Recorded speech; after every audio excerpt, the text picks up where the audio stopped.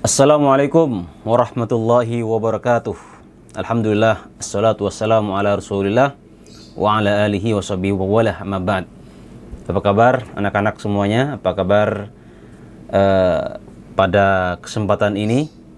Mudah-mudahan dalam keadaan sehat walafiat, bisa melanjutkan ibadah puasanya dengan sempurna, mengoptimalkan hari-hari terakhir di sisa bulan Ramadan ini, agar kita menjadi alumni atau lulus dari bulan Ramadan ini alumni terbaik, meraih gelar takwa kepada Allah Subhanahu wa taala.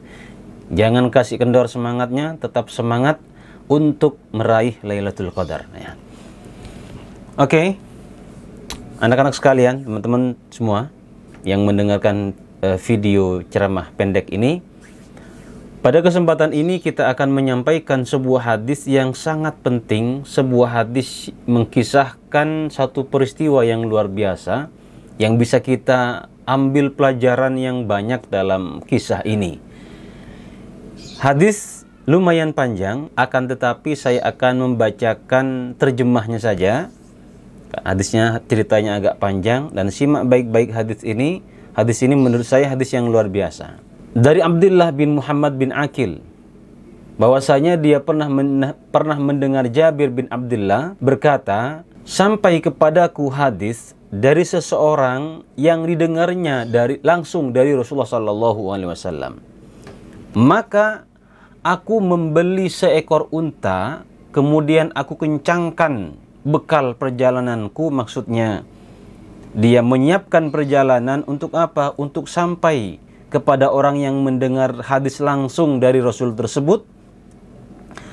Kemudian aku mengadakan perjalanan. Ya, artinya dia setelah membeli unta, kemudian dia menyiapkan bekal, kemudian dia melakukan safar, perjalanan yang cukup panjang selama 1 bulan. Jadi luar biasa, mengadakan perjalanan selama 1 bulan menuju tempat tinggal orang yang mendengar hadis dari Nabi Muhammad SAW itu. Hingga aku tiba di rumahnya di Syam, ya, sehingga ketika dalam perjalanan 1 bulan dia sampai di rumahnya di Syam, tiba-tiba aku sudah berada di depan rumahnya, ya, Abdullah bin Unais. Maka aku berkata kepada penjaga pintu, katakan kepadanya, Abdullah bin Unais, bahwa Jabir ada di depan pintu. Unais berkata, anak dari Abdullah? Ya, kemudian aku menjawab, iya. Maka beliau keluar sampai menginjak bajunya, saking tergesa-gesanya atau saking buru-burunya, dan kemudian beliau memelukku, kata Jabir. Maka aku berkata kepada beliau, telah sampai kepadaku hadis darimu. Ya, dia pernah mendengar hadis dari orang ini, bahwa engkau mendengar langsung dari Rasulullah Sallallahu Alaihi Wasallam tentang kisos, tentang pembalasan yang setimpal.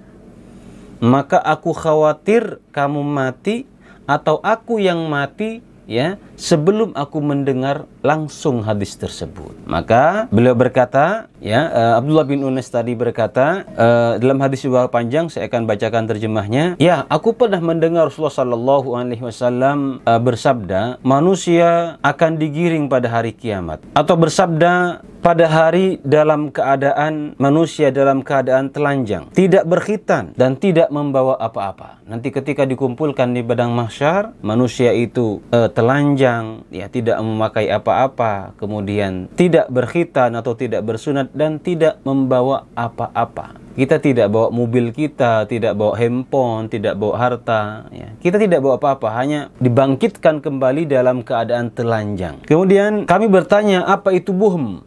Apa itu buhmun? Beliau menjawab, buhmun itu tidak membawa apa-apa. Lalu Allah menyeru mereka dengan suara yang didengar oleh orang yang jauh jaraknya, sebagaimana didengar oleh orang yang dekat. Anal Malik, anad Dayyan. Kata Allah, Anal Malik, aku adalah raja, aku adalah Dayyan, artinya sang pemberi pembalasan yang setimpal. Tidak boleh ada seorang pun dari penduduk neraka masuk ke dalam neraka dalam kondisi dia punya hak tertentu terhadap orang dari penduduk surga, sampai aku membalaskan untuknya. Dan tidak boleh ada seorang pun dari penduduk surga masuk ke dalam surga, ya, dalam kondisi seseorang penduduk neraka punya hak terhadap dirinya, sampai aku membalaskan untuknya. Bahkan, ya, sampai berupa tamparan. Misalkan satu saat, satu waktu kalian menampar orang, itu kelak Allah Subhanahu wa Ta'ala akan membalaskan. Kami bertanya kepada Rasulullah, ya Rasulullah, bagaimana sementara kita ini mendatangi Allah Subhanahu wa Ta'ala Azza wa Jalla dalam keadaan telanjang, tidak berkhitan, tidak membawa apa-apa? Bagaimana kami akan mempertanggungjawabkan? Beliau menjawab dengan kebaikan dan kejelekan. Saudara-saudaraku yang dimuliakan oleh Allah Subhanahu wa Ta'ala, ada beberapa pelajaran penting dalam hadis ini. Yang pertama, bagaimana para ulama salaf terdahulu, orang-orang terdahulu, ketika mereka ingin mendapatkan satu hadis dari Rasulullah Sallallahu Alaihi Wasallam, mereka rela mengorbankan hartanya. Dia beli unta, dia beli kendaraan, dia menyiapkan bekal dan melakukan perjalanan 1 bulan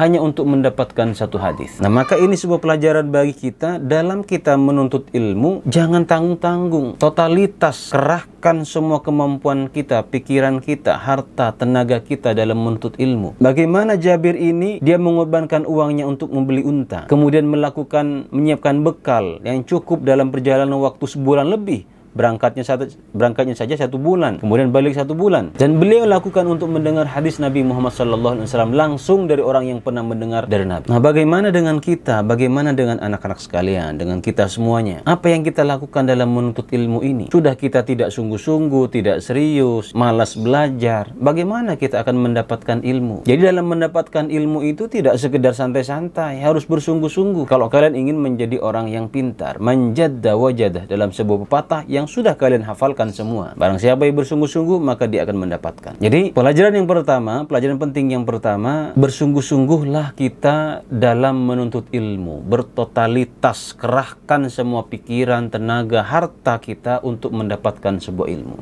Jangan melempem. Kalian kalau menuntut ilmu, ya, harus berkorban tenaga, harus korbankan pikiran, bahkan mengorbankan uang untuk menuntut ilmu. Kalian belajar di pondok misalkan. Belajar di pondok, kalian tidak makan gratis, tidak tidur gratis. Ada biaya yang harus dikeluarkan. Untuk apa? Untuk membiayai kesejahteraan, kecukupan guru dan keluarganya, untuk membiayai operasional. Ini kan mengorbankan apa? Mengorbankan harta. Orang tua kalian memikirkan bagaimana supaya kalian bisa belajar. Itu namanya apa? Mengorbankan tenaga dan pikiran. Jangan mengeluh dalam menuntut ilmu. Mahal, tidak punya uang, ya, untuk menuntut ilmu. Tapi kalau beli HP yang ini macam-macam bisa punya uang. Tapi kalau untuk membeli buku, mencari ilmu tidak punya uang. Ya, manjadda wajada. Kemudian pelajaran yang kedua, sesuatu yang sangat penting dalam hadis ini, bahwa kewajiban kita, bahwa hak orang lain yang ada pada diri kita, ya, kelak satu saat Allah Subhanahu wa Ta'ala akan tuntut. Dalam hadis yang tadi kita baca, orang penduduk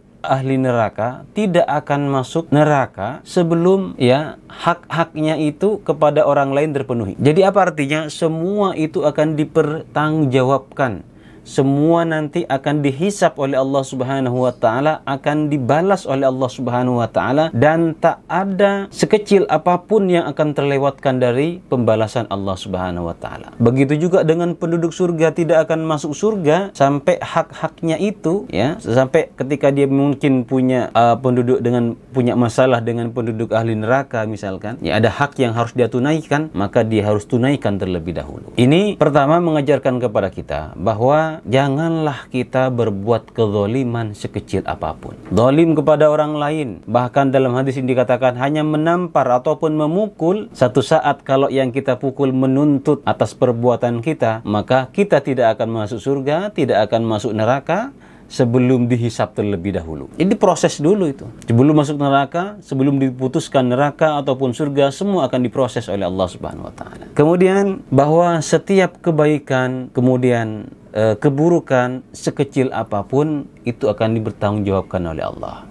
Jadi pada kesempatan yang kedua, pelajaran yang kedua ini, jangan berbuat zalim. Karena apa? karena pembalasan pasti akan terjadi. Maka kata Allah di sini, Anad Dayyan, saya sang pemberi pembalasan, akan dibalas oleh Allah Subhanahu wa taala. Jadi jangan mendolimi siapapun dengan perbuatan atau perkataan sekecil apapun. Kemudian pelajaran yang ketiga, bagaimana kita akan mengganti, membalas kesalahan kita, misalkan membayar hak orang lain, sedangkan kita menghadap Allah tidak membawa apa-apa. Kata Nabi, bil hasanati was sayyiat. Jadi nanti dengan kebaikan dan kejelekan. Jadi kejelekan itu nanti yang akan menjadi tukar tambahnya nanti. Kalau kalian berbuat zalim kepada saudara kalian, ya, maka pahala kalian yang akan diambil kemudian diberikan kepada orang yang terzalimi. Maka dalam sebuah hadis tentang orang-orang yang muflis, kata Nabi, orang yang rugi, orang yang bangkrut pada hari kiamat, dia rajin sholat, rajin puasa, rajin ibadah yang lain, tapi menzalimi orang lain, ya, dia memukul ini, dia membunuh ini, dia menghina ini, dia mencela ini. Akhirnya kebaikan-kebaikannya itu dikurangi, diberikan kepada orang yang terzalimi. Jadi kebaikan kita akan dipotong tuh, yes? Dipotong, akan diberikan kepada orang yang kita zalimi. Kalau kebaikan-kebaikan kita yang habis, setelah kebaikan yang banyak dipotong, dikurangi, kamu punya hutang dengan ini nih, ini kamu zalimi ini, kebaikanmu diberikan kepada fulan. Kamu punya kebaikan ini tapi kamu mencela fulan, akhirnya kebaikanmu diberikan kepada fulan. Sampai habis kebaikan yang ada dalam diri kita. Lantas bagaimana kalau masih ada sisa kezaliman yang kita lakukan? Maka kalau masih kita ada kezaliman yang belum dibalas, maka keburukan, kejelekan orang yang kita zalimi itu, dosa orang yang kita zalimi itu akan dilimpahkan kepada kita. Nauzubillah. Hati-hati ketika kita berbuat zalim, karena nanti yang akan ditambah dan dikurangi itu kebaikan dan keburukan kita. Jadi kebaikan kita dulu yang dikuras, setelah habis kebaikan kita, nanti keburukan yang terzalimi itu, dosa yang terzalimi itu yang akan dilimpahkan kepada kita. Maka itulah dinamakan orang yang bangkrut.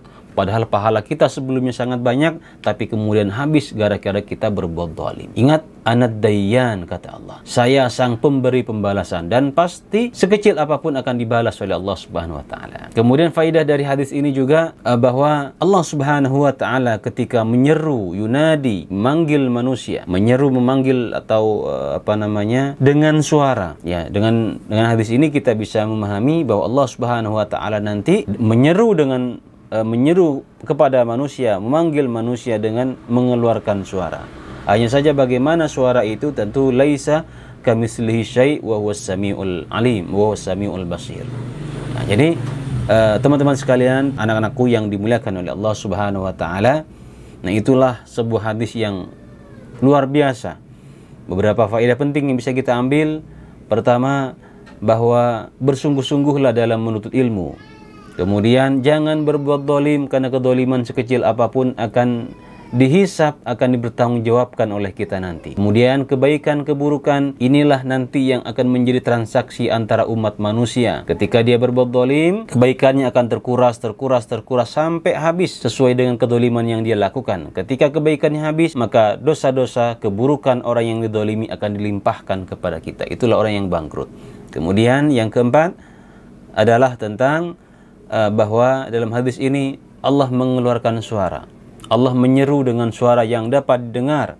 Hanya saja bagaimana suara Allah tentu berbeda dengan suara makhluknya. Kita tidak bisa membayangkan, tidak bisa harus menjelaskan secara detail bagaimana suara Allah. Ya, kita nanti akan mendengarnya pada hari kiamat. Itulah hadis yang bisa kita sampaikan, yang diriwayatkan oleh Imam Ahmad, kemudian Al-Bukhari juga meriwayatkan hadis ini. Buah hadis yang panjang, mudah-mudahan menambah semangat untuk kita semua. Itu saja. Terima kasih atas perhatian. Mohon maaf jika ada kata-kata yang kurang berkenan. Hadanallahu wa iyyakum juma'in. Assalamualaikum warahmatullahi wabarakatuh.